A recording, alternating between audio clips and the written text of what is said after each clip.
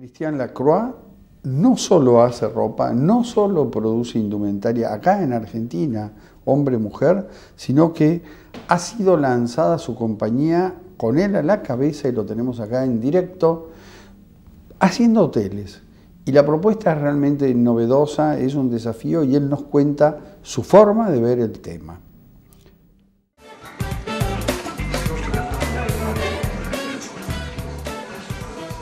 Dans le passé, il y avait le architecte qui arrivait, et puis après, il vidait les lieux, il y avait tous les corps de métier du bâtiment, et puis à la fin, comme la cerise sur le gâteau, il y avait la dame ou le monsieur qui arrivait pour mettre la couleur des meubles, des objets et des tissus. Dans tout ce que je fais, j'essaie de penser à l'individu, j'essaie de penser à cette approche très individuelle, et je pense qu'il y a une part aussi d'expression personnelle dans le luxe. Je pense qu'il y a une complicité entre celui qui fait et celui qui consomme. Il y a une conversation, il y a un échange, même si c'est anonyme.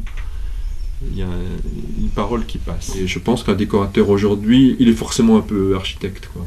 Je crois que le devoir que j'ai avec mes confrères, c'est de faire que le quotidien, même inconsciemment, apporte 2-3 détails un peu spirituels, des choses qui adoucissent avec complicité et sans trop de prétention le quotidien. De même que j'essaie que cette chambre, qui n'est pas une chambre forcément très luxueuse, soit une chambre qui est pensée pour ce lieu, pour cette rue, pour cette ville.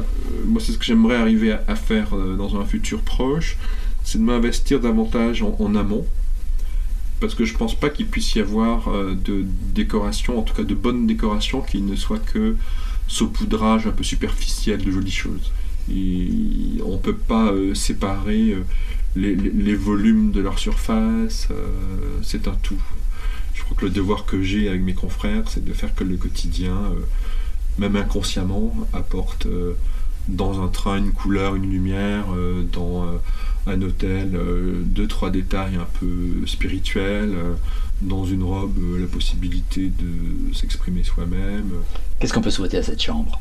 Je sais pas, beaucoup d'amour, de réussite, de bien-être, de confort. C'est un hôtel qui n'est pas facile dans ses volumes parce que les chambres ne sont pas forcément gigantesques. Et on a travaillé un peu paradoxalement, c'est un parti pris de les remplir beaucoup. Habituellement, une chambre un peu petite, on se dit bon, on va la garder zen, minimale, toute blanche.